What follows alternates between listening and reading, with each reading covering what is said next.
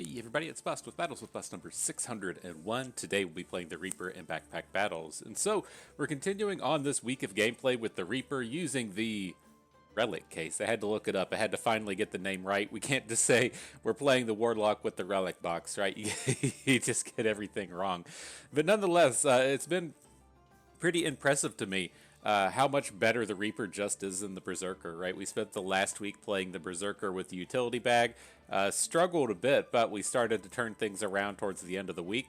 With the Reaper and the new Relic case, it's been pretty boom, boom, boom. The LPs just keep coming on in, and that's even after the nerf to the Relic case. I didn't get to play on the 2.2 second weapon upgrade Relic case, just been playing on this 2.6 nerfed version and having a fair amount of success. And so, let's see if we can't make some vampiric stuff, jump on in, have ourselves a good battle. Should I hit the wrong button? Hang on. Can't do that. Can't do unranked. What are you doing? There we go. Alright, back into the action. And so, what I will say with the early game with the Reaper, what I like to be doing is we're looking for usually 2 weapons, maybe 3. Typically looking to take a wooden sword and turn it into a torch, or take brooms and turn them into shovels.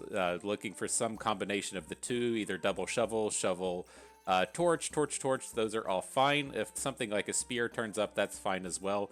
We can look to use it. Otherwise, trying to kind of manage the economy here in the early game, as it's very easy to spend like a whole bunch of money on $8 shovels, right? If you take the 4 mana broom and the 4 mana pan, you get an 8 mana shovel. It's not quite worth it then. And so I am looking for things to be on sale where we can, or be on the cheaper end of the spectrum. Down here, we do have an on sale healing herbs. I'll take pretty much every single healing herbs that I find with the Reaper, because it works so well with the Hungry Blades, and we're going to be picking up Hungry Blades as often as we can. So what we're going to do here, I'm going to pick up this healing herbs, and then I'm not going to roll, I don't think. I think we can just take the hammer for 1 round. I have no intentions of keeping this hammer beyond this round. I think it's just a pure garbage item. But it is pretty strong in the first couple turns of the game, and it was on sale, so we can get that full investment of the hammer back on the following turn. So let's see how slow this guy is, right? If he has a ultimately pretty slow build, we should just automatically get that heart with the hammer coming in with the stamina reduction. But we'll see if it plays itself out that way. It's like we're starting to struggle a little bit, but that big hammer blast came in at the end of the day. Good job, us. Now let's see what we can do from here. Now, what I'll say with this bag is that when it comes to the Reaper, I'll say that pretty much every single game now, I look to go towards Thorn Whips. Whether or not that is a Thorn Whip to build towards Bloodthorn, that is the preferable item, or if it's going to be Thorn Whip going into Thorn Bloom, which is less preferable since it's a little bit harder to do, and it doesn't take advantage of vampiric bonuses. Because I was serious in the previous video when I said that we're just going to be going for the Nocturnal Locklifter every single game. It was a surprise that we didn't do that in the last video, when we probably just should have, but this is going to be the weapon we're pushing for every single game, and the Hungry Blade is so strong, and then it can activate both the star and the diamond aspect of this. It can pick up the lifesteal, and it can get the bonus since it's vampiric, and so it's just nice getting to double up both of those items. If we're going to come out and search for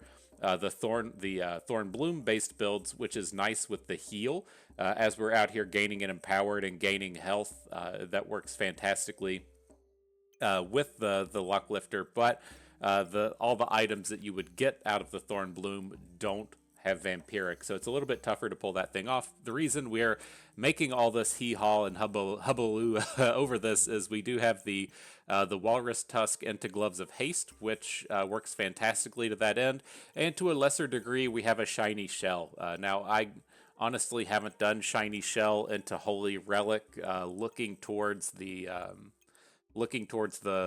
Gloves of Attack early, but this is a nice transition to potentially going for a Thornbloom based build, since the Claws of Attack loves Empowered, it loves Thorns, and works nicely there. And then we also have the Shell Totem potentially generating empowereds. And so I think I'm just gonna kind of take this this route right here at the start. I'm gonna get the tusk, the gloves, and the shell. I'll pick up the piggy bank because it's on sale. We'll probably just sell it after this round, but we really need to be coming in and finding bags at this point. So we got a bag. That's something that we're going to want. Let's get the hammer out of here. And I think that we're okay to go from here. Let's see how much space all of this is going to end up taking up. And so, got the shell in here. The lack of weapons in this round is going to be a serious pain point. Gotta come out here and just club them with the singular the singular short sword. We're gonna have a really challenging time winning this round, but I like where we get after this round. Let's at least do this. Let's sell off one of these garlics and pick up the banana. One of the things I've really found with the relic case is you can do a whole lot of work at around like 1.8 to 2 stamina usage as long as you have 2 bananas. And so we'll look to potentially pick it up this round. Right now we're just at 0.7 stamina per second, so we won't drain it.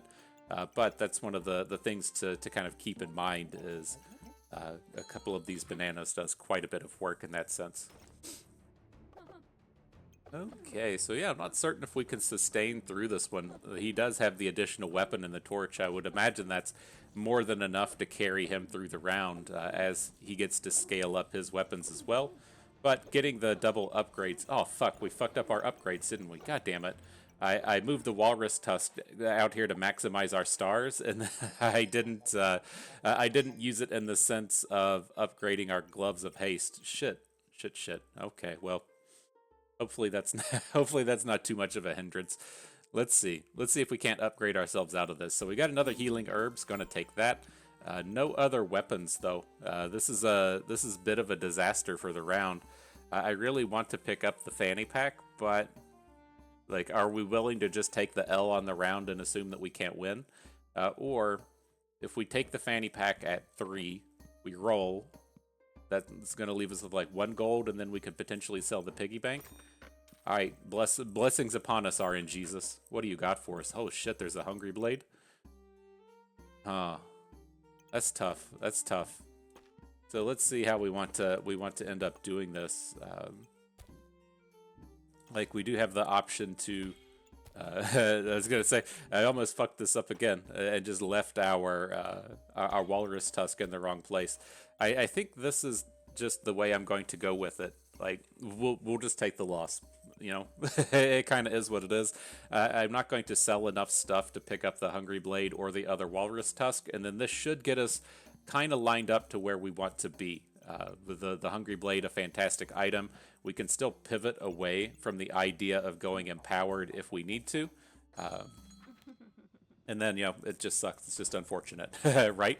Maybe we can actually sustain through this round. That would be kind of wild if things played themselves out this way. We're only taking damage off of a broom. If our 4 life regen was enough to let us sustain. It's not the craziest thing in the world. I think if this guy didn't have a healing potion, we'd be able to do it. But kind of wild that you can get into some of these rounds and potentially win when you don't even have a weapon.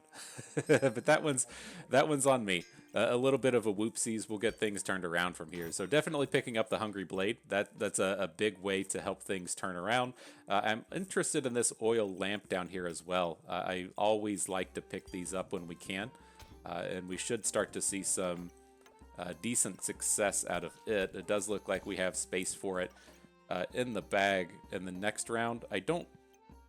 Trying to think if now that we've picked up the hungry blade, if we'll ever come in and make a second clause of attack. I think the potential is there. And so let's do... It's so expensive at this point, though. All right, fine.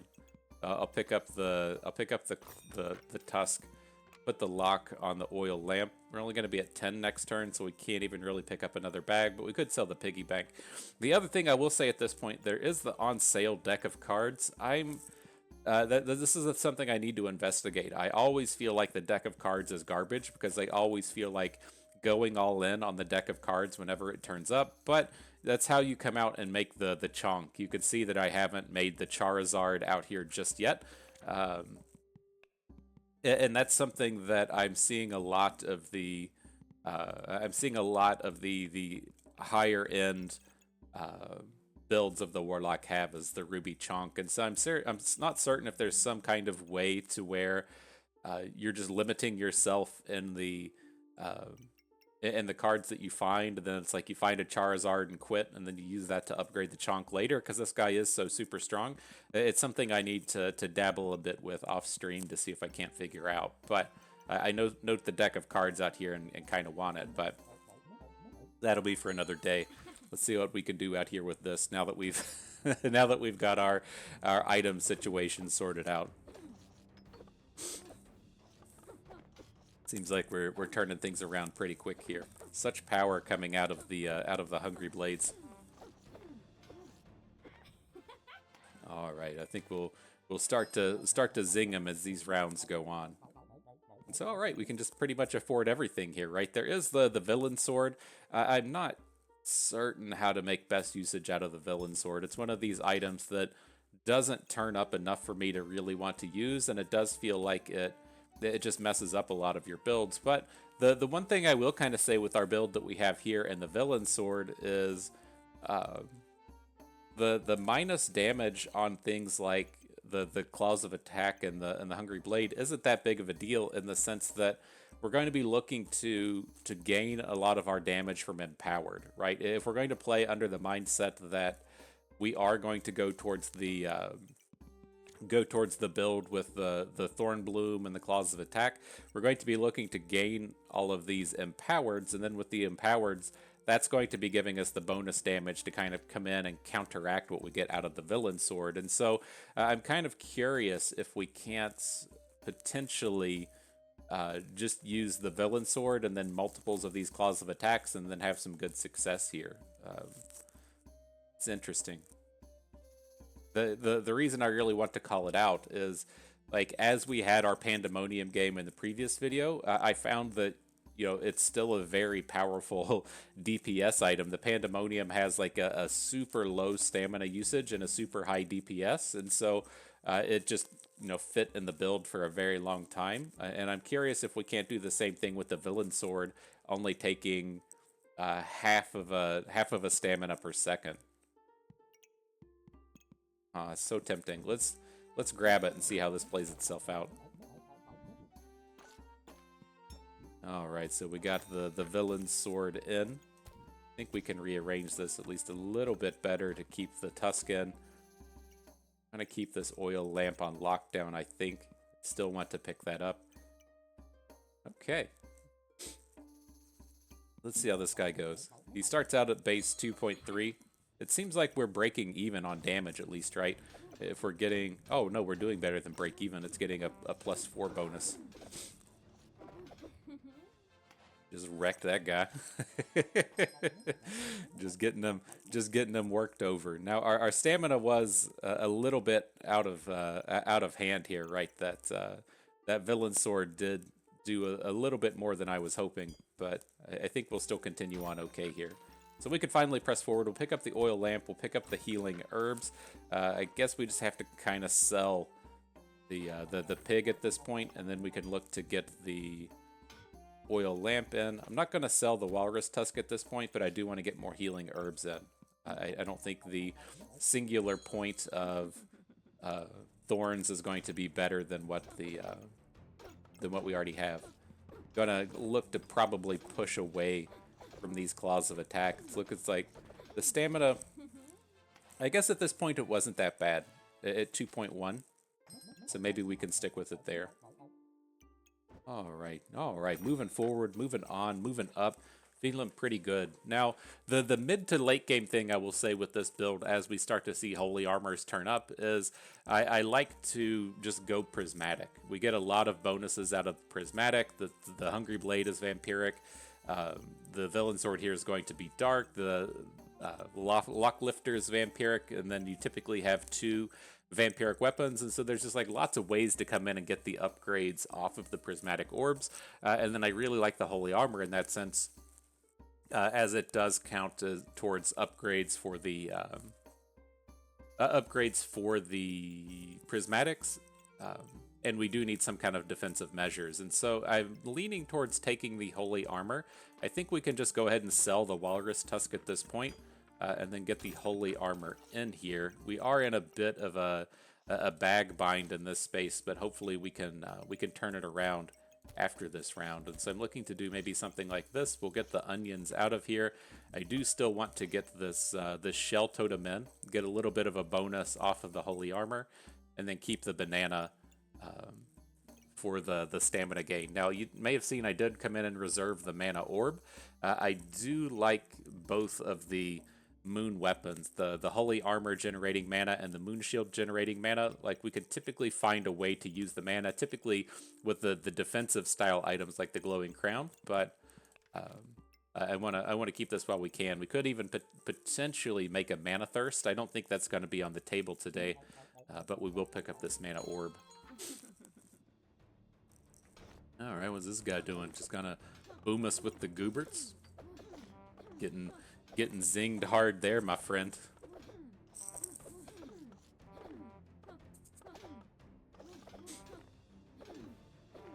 I was talking trash too fast, huh? He started to turn that one around at the end.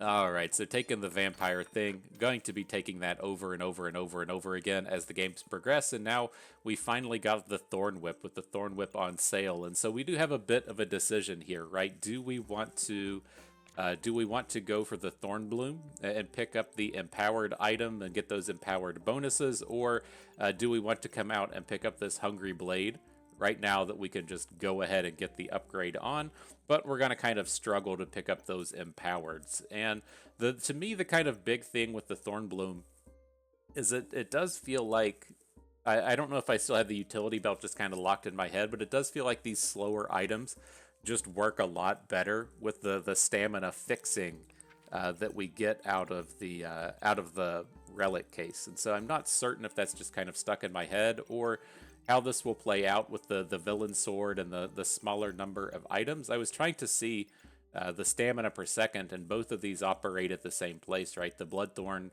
at 1 per second, and then the Thorn Bloom at 1 per second. They're just spread out a little bit more. But I think the kind of big factor for me now is that the Bloodthorn is going to take advantage of all of these hearts that we have. And so I think it might just be okay if we just have the Hungry Blade and the Villain Sword, and we're only out here with 2 weapons, and then we look to get rid of the Claws of Attack. I'm going to have to see how that'll all play out, but that's what I have in my head at the moment. As it stands for this one round, we're probably going to need to just stick with these 2 items, and then we'll swing back to having the multiples of our friends on board here. Okay, and so that's good up to this point. I'm going to take the reserve off of this mana orb. It's too expensive at the moment. I do want to come in and pick up this Wolpentinger.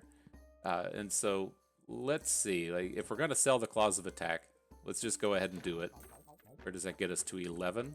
And then we got to find bags. So I guess we'll have to lock him in. I'm worried that as we leave the Wolpentinger here and start rolling, we're just not going to find any bags, and it's not going to feel great, but ooh, lots of upgrades across the board. Got the Stamina Sack coming in, and then the potential for the Corrupted Crystal to upgrade the Holy Armor, and then also the Mana Orb to potentially use for a Moon Shield later.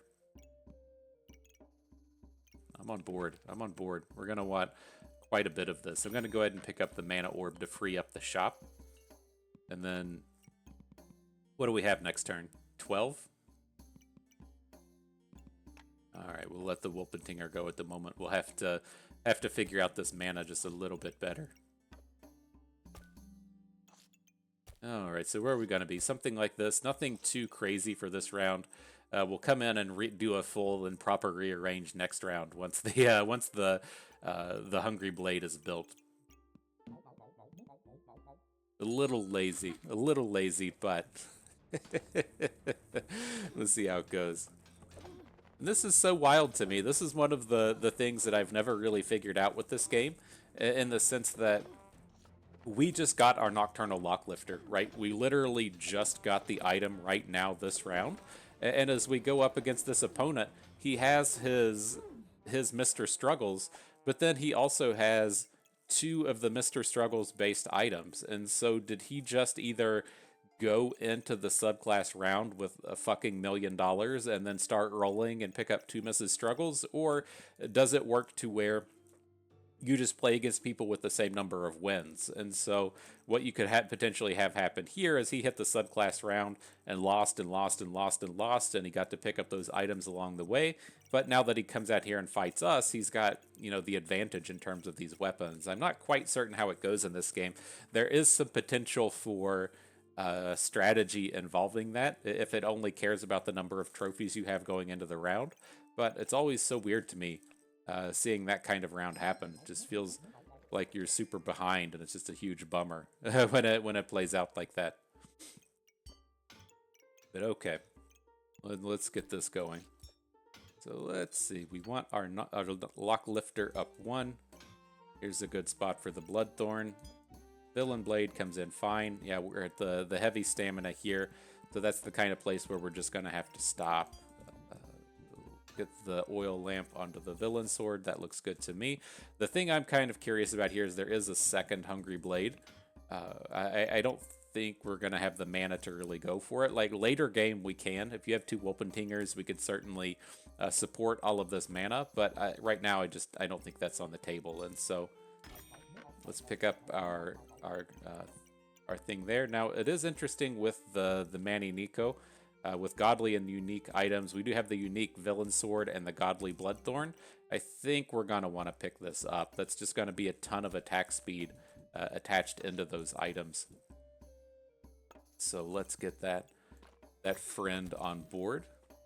See if we can't get these lined up just a little bit better. I know this fanny pack's not the greatest place for the Manny Nico, but it's gonna pop. Let's see. We got plenty of space out here to the right. Maybe we can start to at least wrap it a little bit better.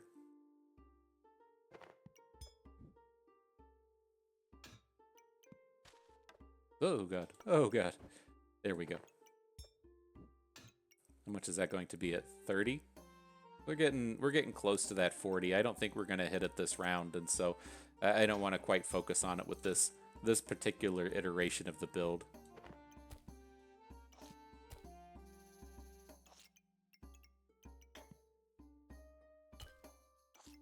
Don't think the mana orb's gonna matter. Okay, something like this should be fine.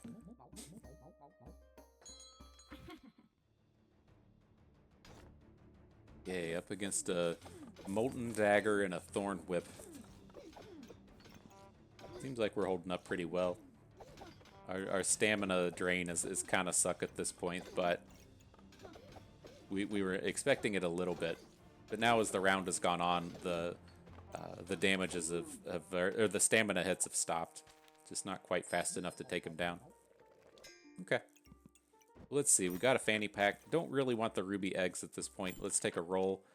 Bunch of garbage within this shop. Nothing really on theme with what we're doing. And then we have a couple of great options in here, right? The banana turned up. Really need to be picking one up at this point. And then there's also a blood amulet. One thing I will say with the blood amulet, I've had quite a bit of success with blood gooberts in this patch. It just works fantastically as a way to get a hex on the lock lifter, and then also you tend to just have like 20 vampirism, and getting these big 30 health swings off of the goobert is quite good. But I think we're probably a little far away from it here. I am going to go ahead and lock in the blood amulet. It's an item that we do want to pick up, but it's not something critical for this round. Alright, so let's come in and do something like this. Let's move the oil lamp up top. We just need to get $6 around the Mana Nico, and then we can we can get those attack speed bonuses off of it. All around fairly awkward bag here. How close does this get us? At 37? Probably put a mana orb up top and get to 40. Ugh. we're just one away, huh? Okay. Okay. Where does that get us? 44. All right, we got there with the healing herbs. I wonder if it's just better. I wonder if it's just better to kick in the onion at this point. Like the 10% to protect buffs on the opponent isn't that big of a deal. I'm mainly interested in the armor gain and then the debuff swaps, and so I think we can probably take the Shell Totem out at this point, and then as we get free space or as we find a prismatic orb that we can target with the holy spot, it'll get a little bit better. Okay, it's starting to come together. It's starting to get there.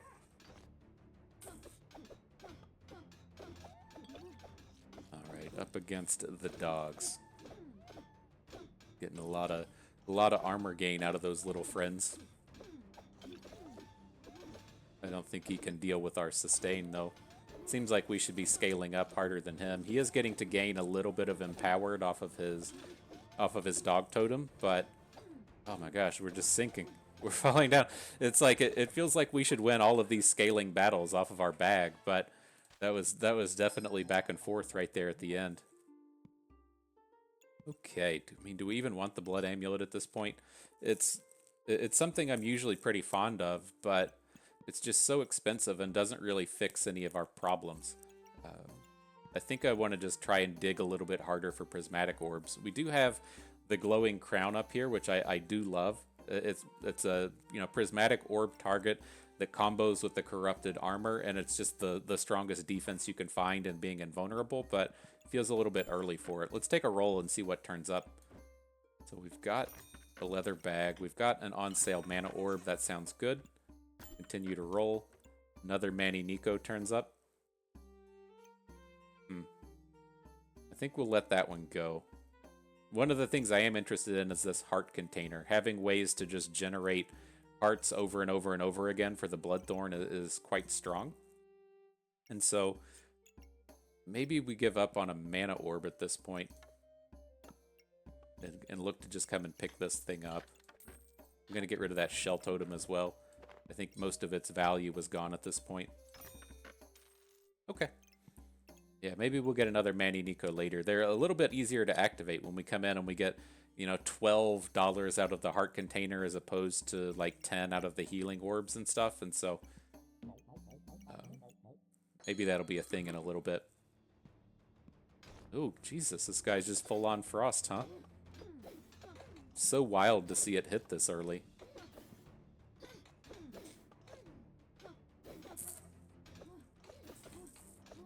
I don't know. Like it's so crazy to see these things come together like this. Like I'm not certain how the pairings work in terms of matchmaking. Right? We had like 3 rounds of having our vampiric item, and he already has double frozen armor, mana thirst upgrade, and the frost dragon. Like I don't know. That's crazy to see.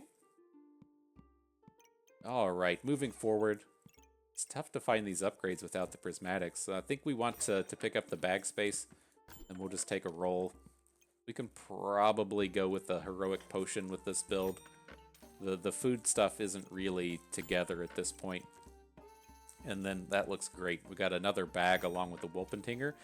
Just everything that we need to be finding here. And so, looking good. Definitely want to lock in the Wolpentinger. It fixes a ton of our stamina problems. We did get this heroic potion as well. As we played through that round, I think we probably should have locked in the mana thirst as well. I did let the hungry blade. We did let a hungry blade go at that point. Probably should have just picked it up. I feel like our mana problems are going to be fixed quickly. Now it is a bit of a pain point with the Wolpentinger right now, since it's tough to hit a big critical mass of buffs without prismatic orbs. Right, the prismatic, like the round starts, what you'll see happen is like the round will start, the lock lifter is going to give us 4, and then the prismatic orb will give us like another 4 to 6 buffs, and then we're just like off to the races in terms of what the Wolpentinger can do and heal and stuff, and heal stamina and stuff, but just a little tough at this stage. What do we got here? Got a crit ring. It's like so wild. He's got the ranger crit ring just in the midst of all these reaper items. Must be nice. I wish I had some access to crit. All right, moving forward.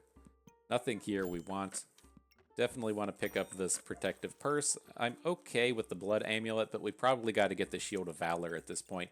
Again, like the thing that's just been the most humongous pain point for us in this set of battles is we haven't seen any prismatic orbs, like literally zero. And so, I mean, it just kind of is what it is.